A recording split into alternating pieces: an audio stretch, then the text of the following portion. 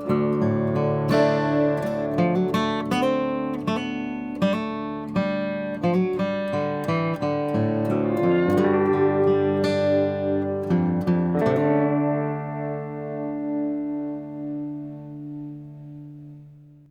world seemed to shut down for a while when COVID first came on the scene in 2020. But one industry that saw a bang in business was real estate. It seems if you didn't improve your home in 2020, you were ready for a new one. And 2021 is shaping up to be the same way. Tiny house supply and mansion-sized demand is leading the greater Atlanta area housing market. Realtor Angie Ponsell is here to talk more about the trends for the year and offer advice. Hey, Angie. Hey, how are you? Doing great. So I just want to really get started on this because there's so much to cover. Do you think right now in the market we're in is a better time to rent or to own? I always think it's a better time to own. Now, with one caveat, if you think you're moving in the next year or two, less than 5 maybe, then maybe it's not a good time to own because prices are at an all-time high. And I don't have a crystal ball to predict, are you going to get the same money that you paid for in a bidding war in 2 years? We think things are going to stabilize and stay the same, but that would be my only advice. If you're not going to be stable in Atlanta, in this area for over 2 years, then you may want to consider renting. Okay, that's great advice. So what would you say is the hottest price range in the market right now? Where I am in Sandy Springs, I can tell you anything under $1 million is hot, because there's not a lot of it. Okay. And I would say Metro Atlanta, anything around 500 is hot. But prices have all risen due to buyer demand. Right. And that's driven everything up. Sure. So what do you think those buyers in that price range, because it covers a wide swath there, I realize that, but what do you think buyers are looking for right now outside of the idea of, I just want something new, like moving beyond that whole idea of being stuck at home for a year and like, no, I'm tired of this house, I want something different. What specific kind of styles or trends are your buyers looking for right now? Outdoor space is huge. You almost have to have something. Pools are huge because of COVID. And, I can't imagine that's not going to wane a little bit once things open back up. But a house with a pool it gets multiple offers no matter what the inside looks like. But on top of that, outdoor space just in and of itself. Screen porches, nice decks, places to hang out outside, fire pit, anything like that is huge for buyers. Okay, and when you say outdoor space, and I know you're talking specifically for single homes, but is that also a opportunity for communities, subdivisions, if they have a pool or a tennis court or that kind of outdoor space? Is that also what you're viewing as a positive for potential buyers? Absolutely. Because those smaller community spaces tend to be open and you've got less traffic in them than if you had to go join another like city type space. If you've got a swim tennis community, those are very hot as well. Okay. If I were out looking for a home right now, what do you think is something that a buyer might overlook that's pretty common that they forget to consider?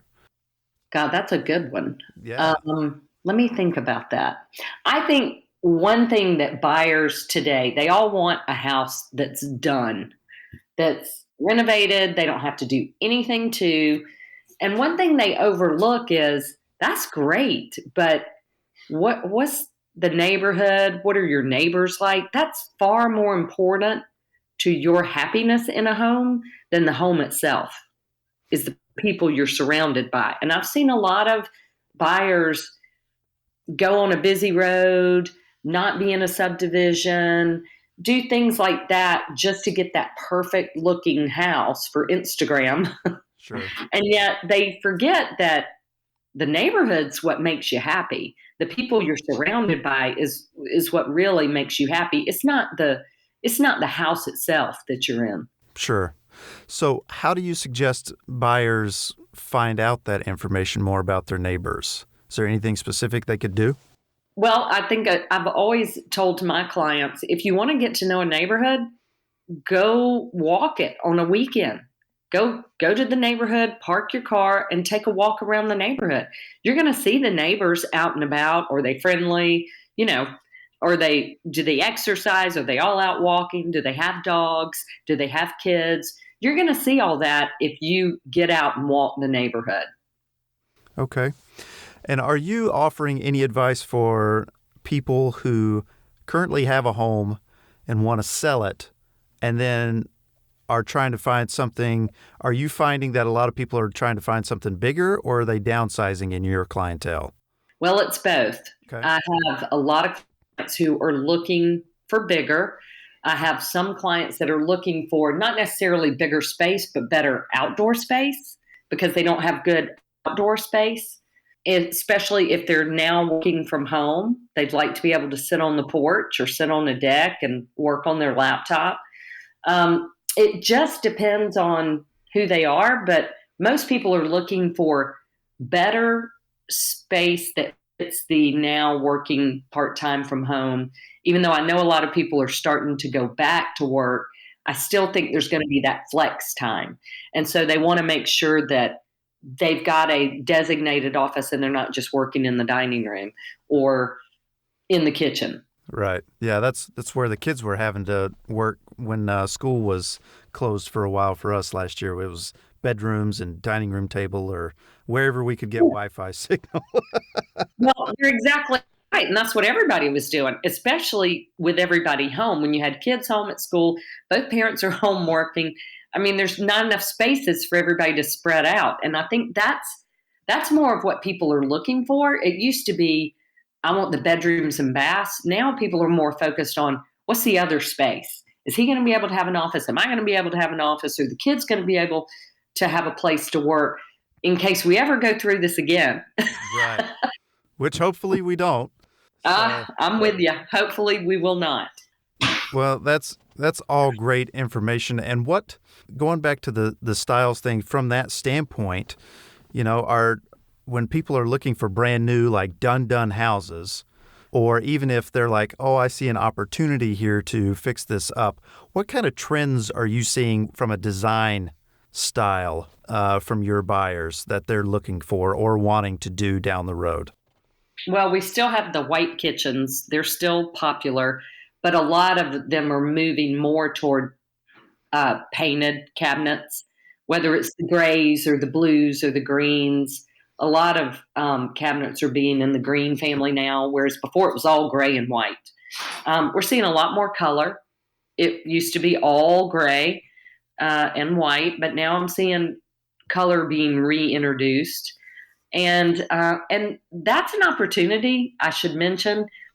I know with interest rates being low, finding a house that's completely done is easy. You can just come in and move your luggage, Sure. so to speak. But getting the house that maybe some of it's been done, but not all of it has been done, it's a great missed opportunity in this market right now because those houses aren't overpriced. And in fact, those people are taking a hit because their house isn't completely done.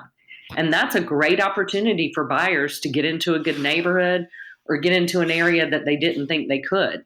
Yeah, that's great information because I assumed that inflation was carrying prices for everything, but if you're seeing some of those opportunities for people to just do a little bit of work that could go a long way down the road, I mean, why not take advantage of that and then you get the opportunity to make it your own? Absolutely. I mean, that's what I did, and it paid off in the long run. And we're still doing it 20 years later, which is why people want finished homes. Right, right. Yeah, there is something to be said for, move in ready, as they say. Well, so Angie, let's back up a little bit and talk about you getting into realty. So, when did you get into realty first off? It was 2001. So I had a very varied career. I was in corporate wellness and moved into medical sales from there with Johnson and Johnson. And I was working full time, traveling, and wanted to go part time. And then the company I was with got bought out, and they ended up, letting all of us go. So I had a year, I had babies, and I had a year to think about it. And I was complaining about the agent next door to us about what a crappy job they did. And if they were in real sales, they would never have lasted. They just stuck a sign in the yard. And anyway, my girlfriend, who was in commercial real estate at the time, said, "Well, put your money where your mouth is. Go get your license." And I said, "Well, I will." And so I kind of on a dare went and got my license because I figured I'm not doing anything else and I'm the kind of person that needs something. You know what I found out? Medical sales is a very solitary job because you're by yourself most of the day. Okay. And my background before corporate wellness was psychology. So I loved helping people Sure. and being in sales. And real estate is a perfect marriage of that because you do deal with a lot of personalities within the same family and a lot of different opinions.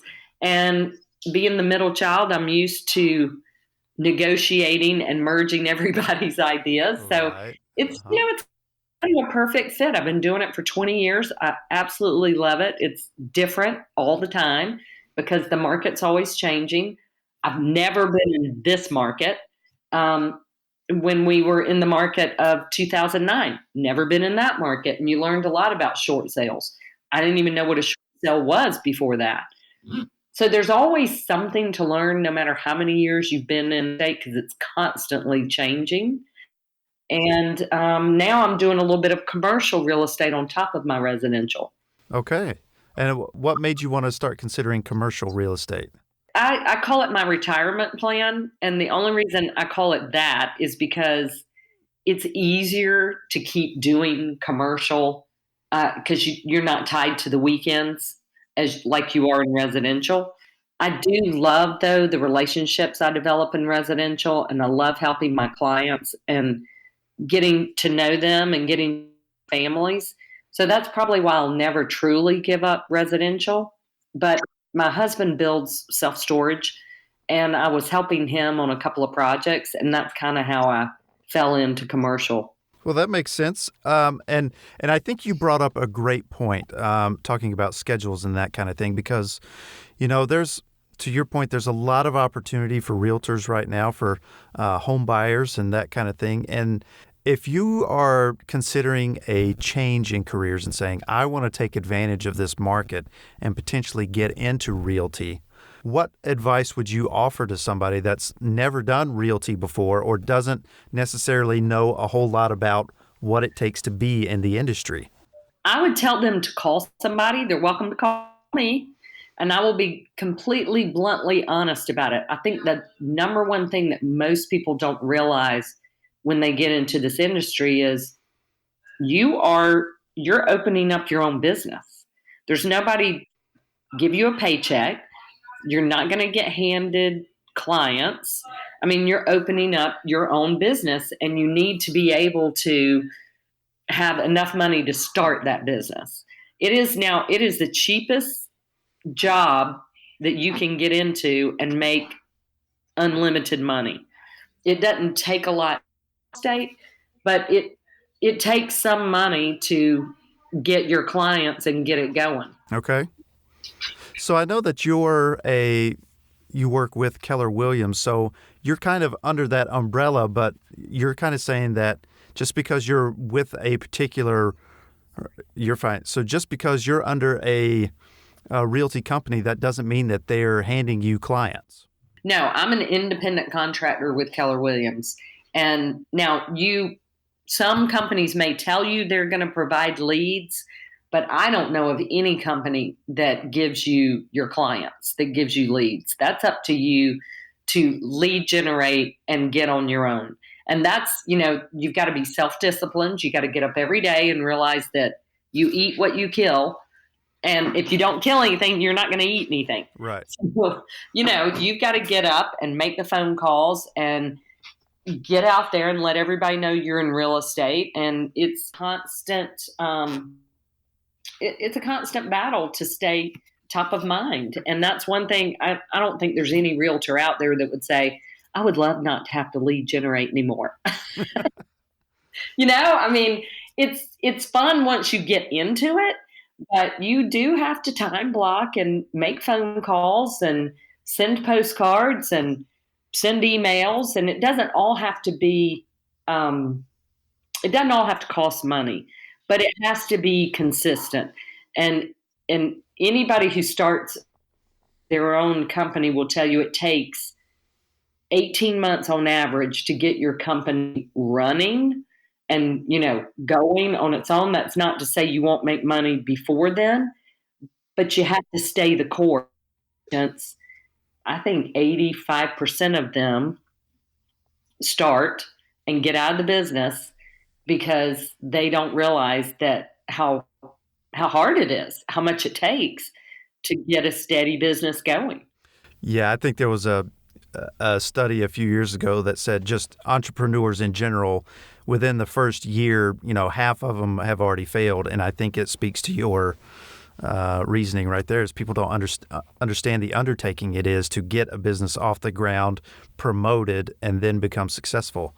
Yes, because it's consistency and follow up, and that's hard. I Right. mean, it's hard to do.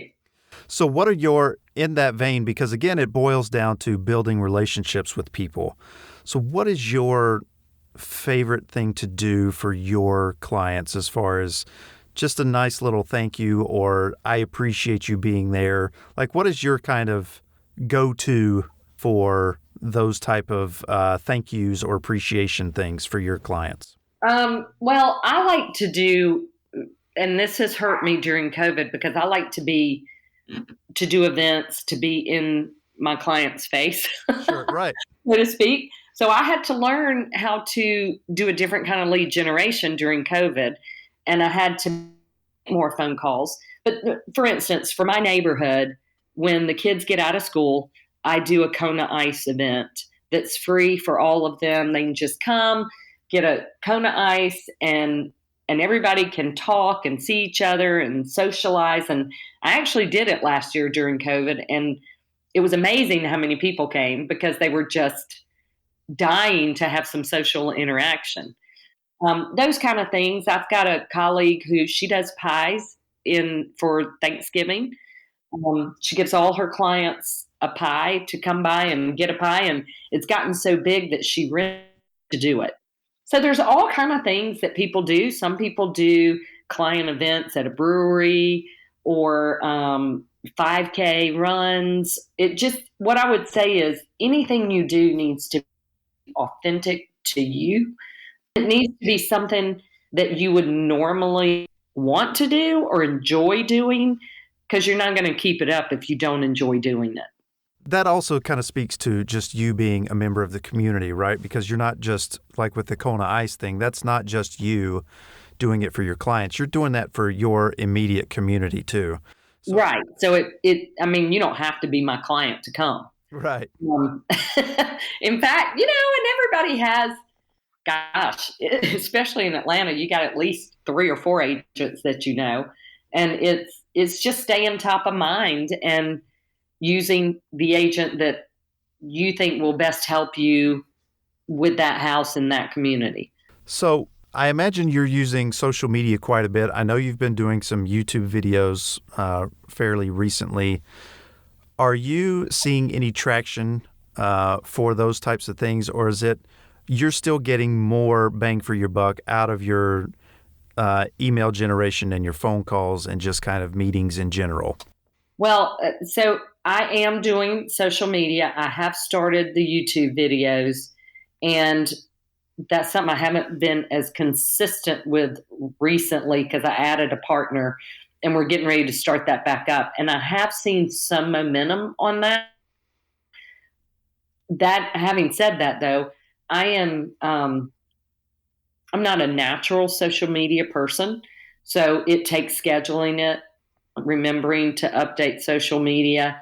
And it probably, because of my age, I know there's a lot of people that do a lot of social media, but I know plenty of people making their entire living off Instagram. I am not. I am more face to face, like garden club, book club, social club, wine club, that kind of thing. Um, Sorry, my dog is yelling at something. Um, but I have gained more momentum through social media because that's the way of the world, and that doesn't cost anything either. Right. Instagram seems like a place that real estate could just thrive because you're standing in front of a house with a happy client, or, this house just sold. Look how pretty this one is. It's very, photogenic sort of opportunities. And I didn't know if that was something that's been part of your campaigns, or if you're going to introduce that, or if you found any success doing that. So I haven't done a lot of Instagram, but I do think you can be successful showing people what your clients have bought and the successes they've had. But here is one piece of advice I got about that, which I thought was very smart. The guy who was doing a lot of social media said, be careful if all you're doing is this sold, that sold, because if you have a dry spell, then everybody's going to know you hadn't done anything.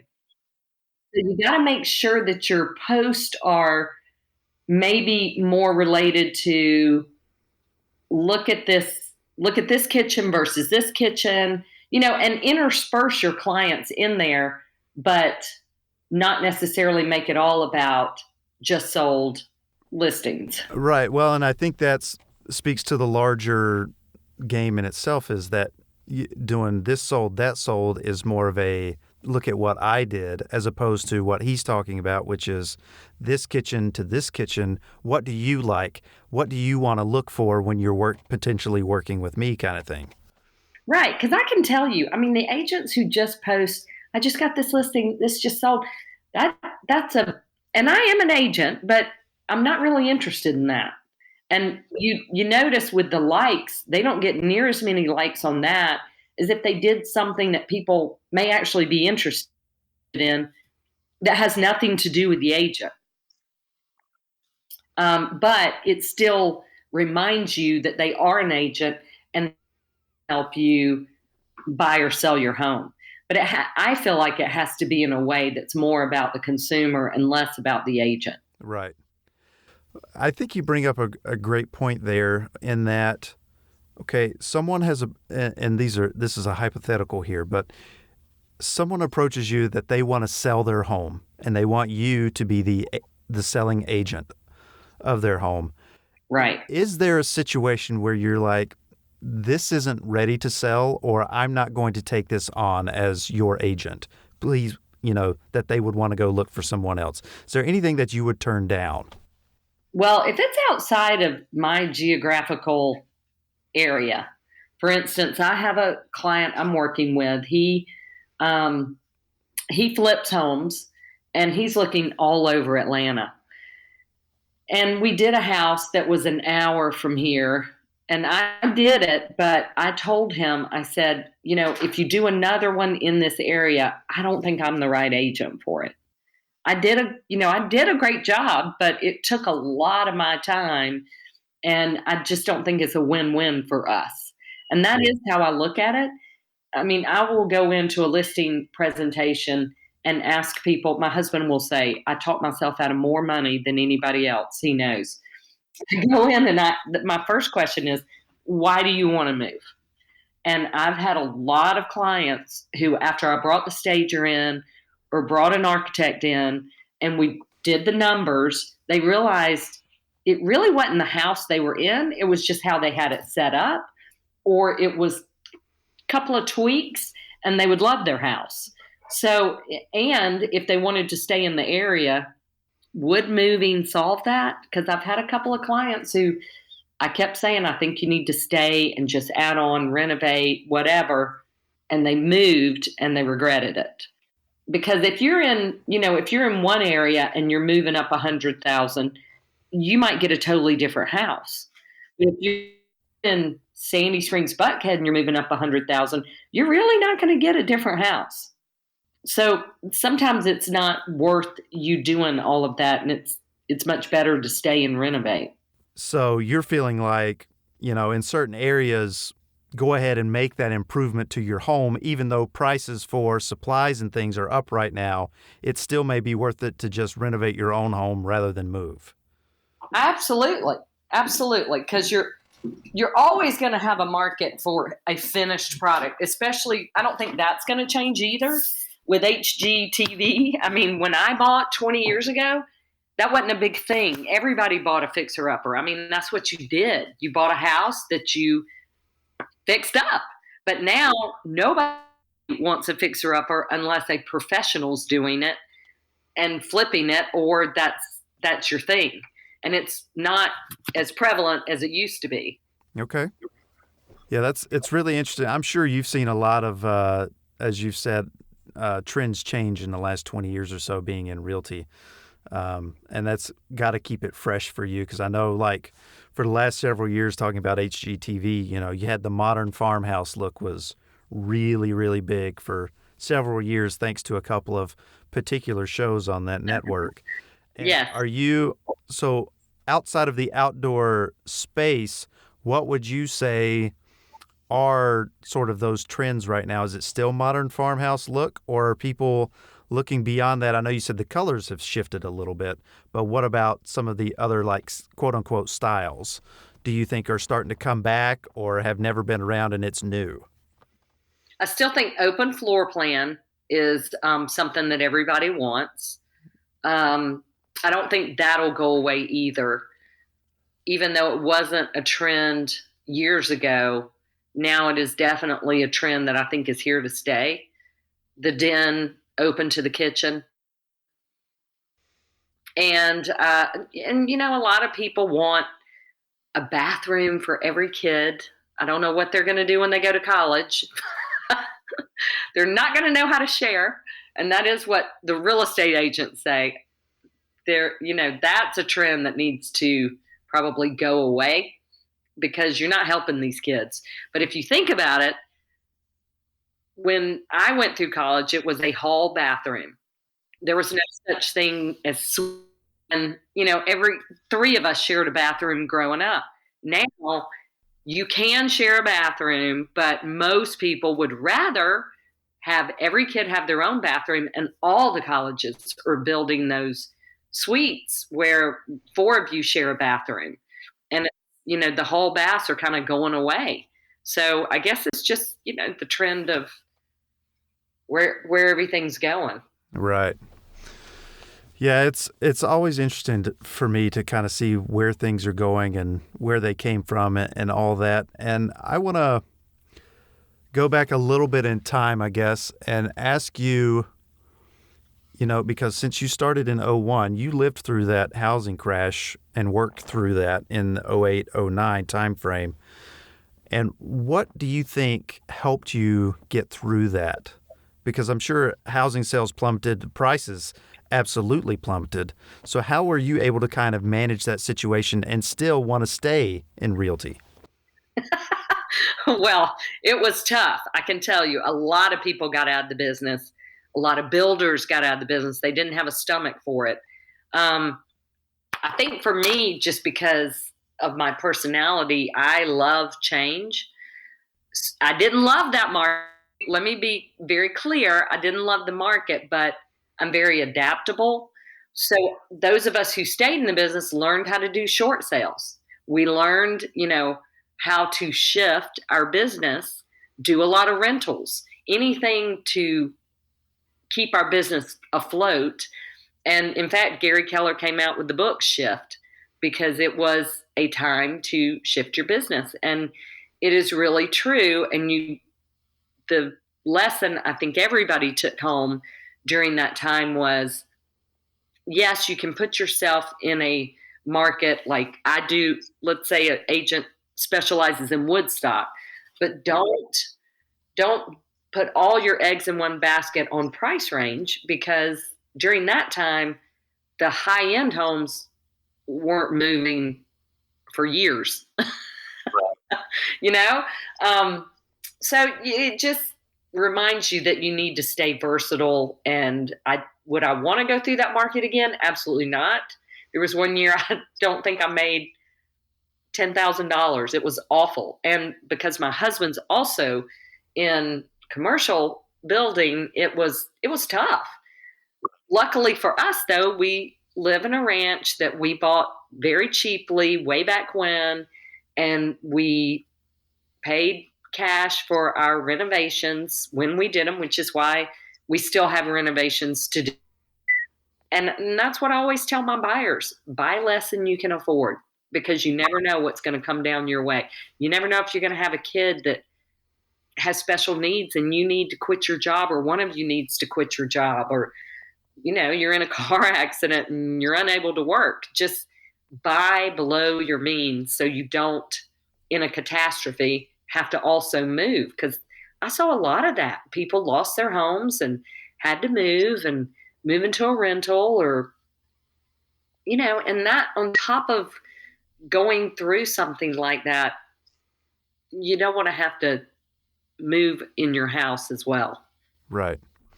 Yeah, it was, my wife and I at the time in North Carolina, we were able to take advantage of that market and get Yeah, into a home that we otherwise couldn't afford.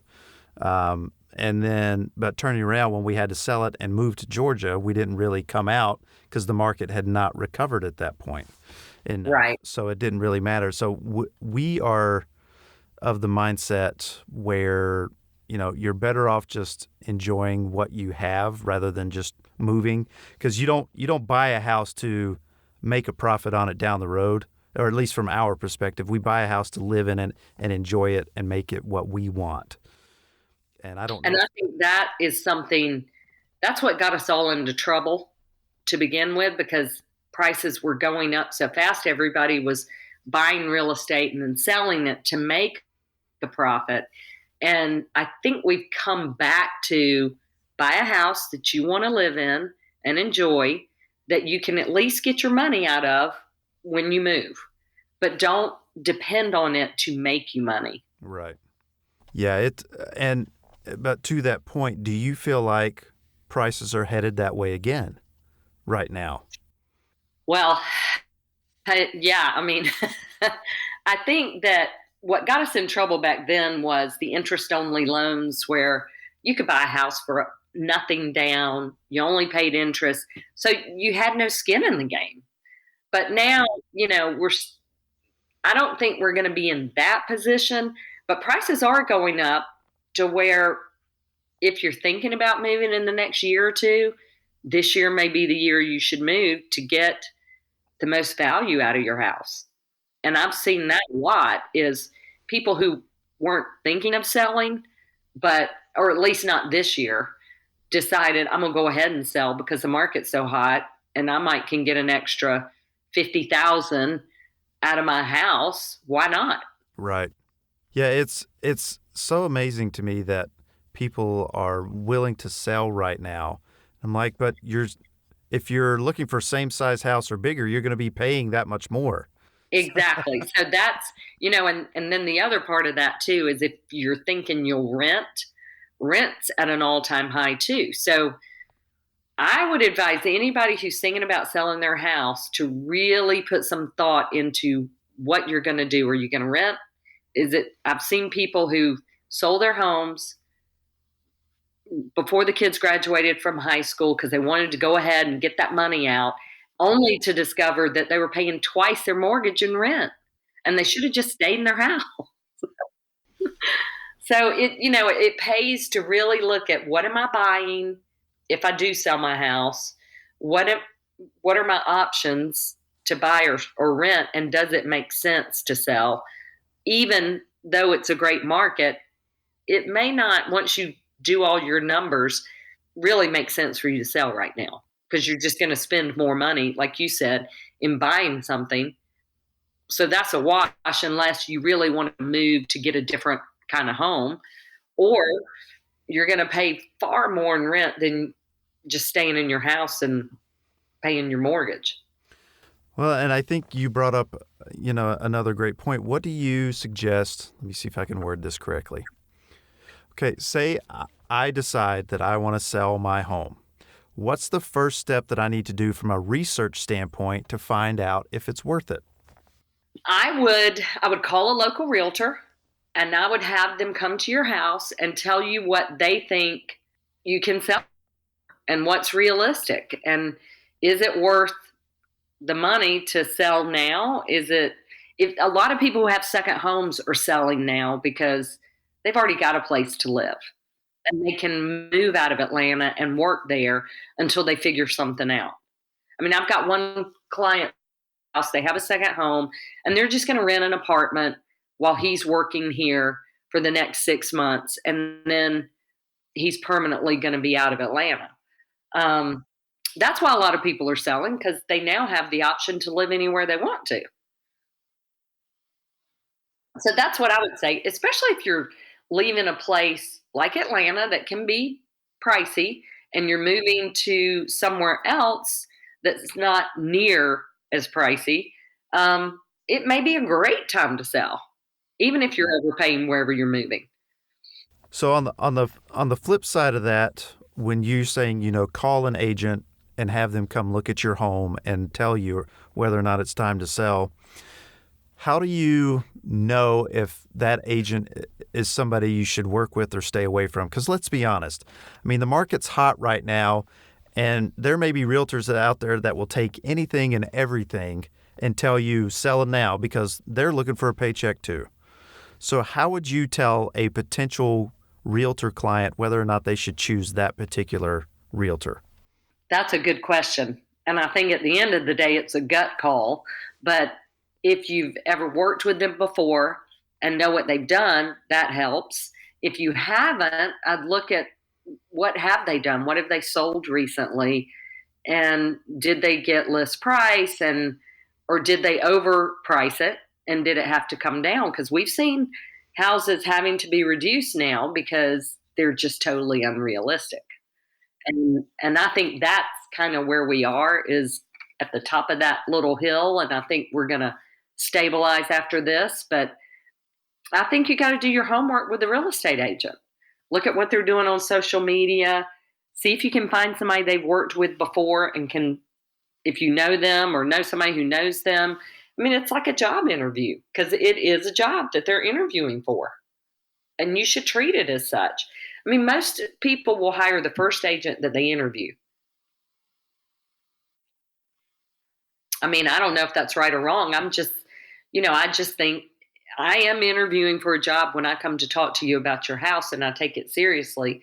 And it's a lot of money that you're paying your real estate agent. So you should make sure that they're good at what they do and they're going to put your best interest first, not just the commission. Sure, right. I mean, that's what you're always hoping for. But again, Right. it comes back to that relationship thing. You've got to have some kind of relationship and understanding that, yes, this is purely transactional. And if you're okay with that, be okay with that. But if you're not, you need to look for a different type of relationship with your realtor.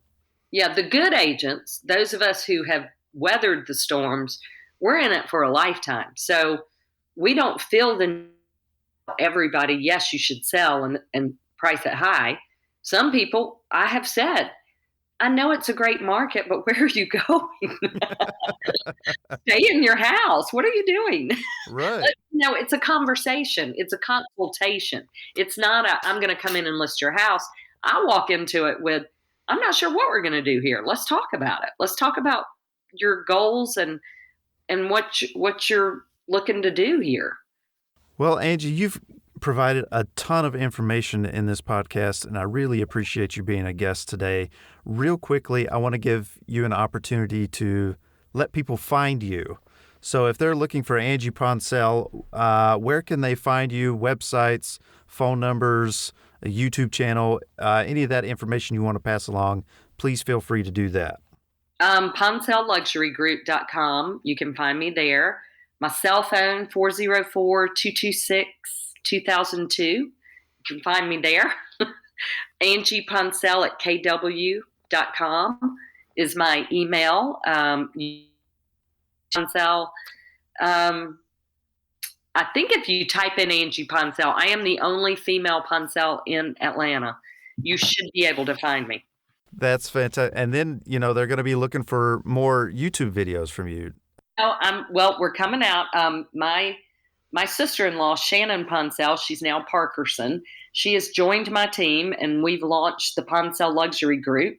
So we are starting our YouTube videos on all of Atlanta, not just Sandy Springs, but she's in Buckhead, and we're all over the place now. So we'll be launching some YouTube videos to give you some insights in different neighborhoods in and around Atlanta. Wow, that's great information to have. Yeah, like the Beltline, what's going on there.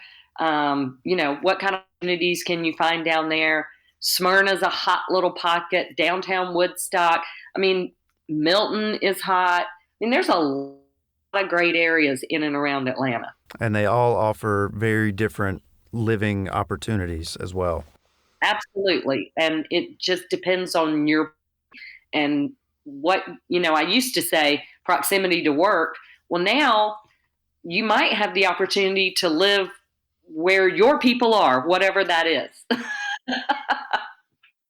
It totally makes sense, because when we first moved to the greater Atlanta area, it was about proximity to my wife's work. Right. Because, traffic pre-COVID was insane.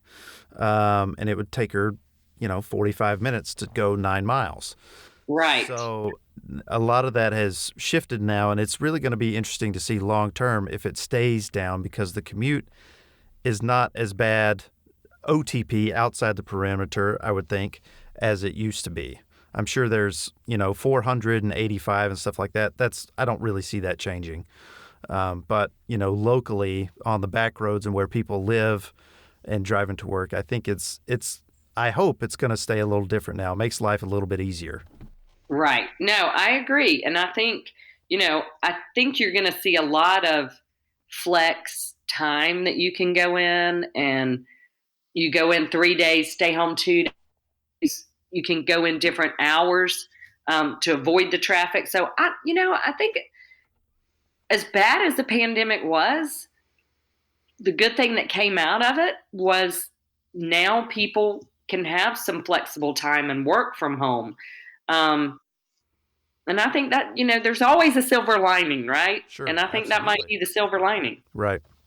All right, Angie. Well, thank you so much for your time, and I appreciate you being here, and good luck with the big summer sale season. I know this is a hot time in the market every year, COVID or not, so just good luck with staying busy. Well, thank you, Stephen. I appreciate it. Be sure to subscribe to the Sound of Southern Charm podcast to hear the other guests I have coming up. If you'd like more information, you can email me at stephen@stephengeorgevo.com. Thanks for listening.